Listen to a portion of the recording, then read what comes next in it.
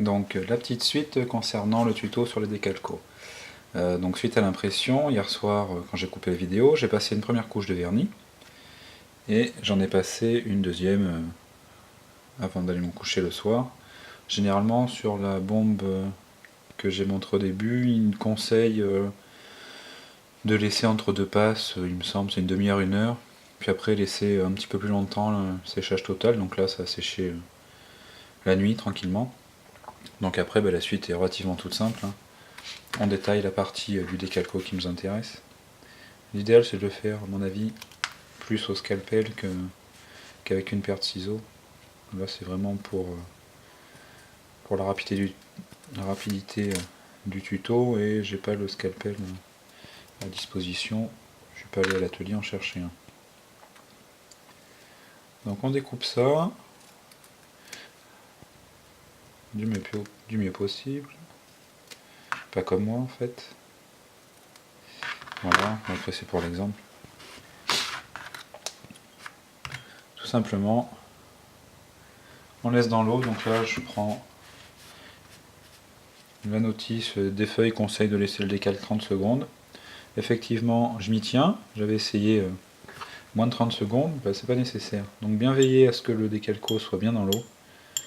Donc au pire l'aider à aller au fond du petit récipient avec une pince, les doigts, ce qu'on veut. Donc j'ai préparé un peu à l'avance un papier, un essuie-tout, du sopalin, avec un petit coton-tige pour l'application. Donc le sopalin tout simplement, ça va être pour poser le décalco à la sortie de l'eau, qui n'est pas trop de flotte.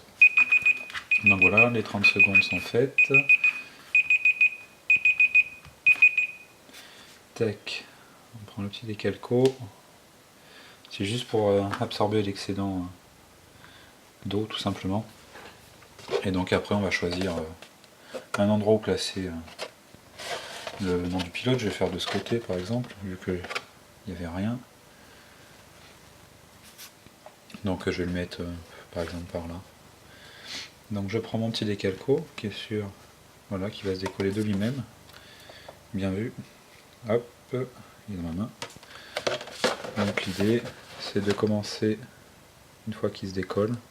Une fois qu'il est décollé, on vient le maintenir, on fait glisser gentiment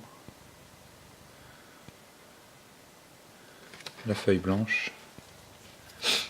Donc voilà. Après on peut tamponner donc au petit coton-tige pour enlever les bulles d'air, le déplacer un peu. On fait vraiment ce qu'on veut.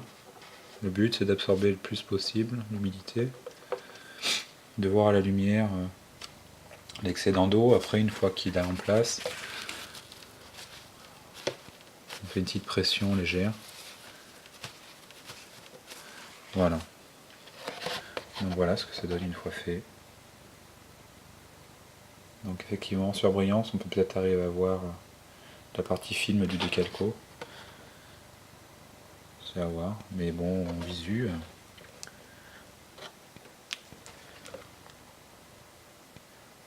On aperçoit le film transparent effectivement légèrement.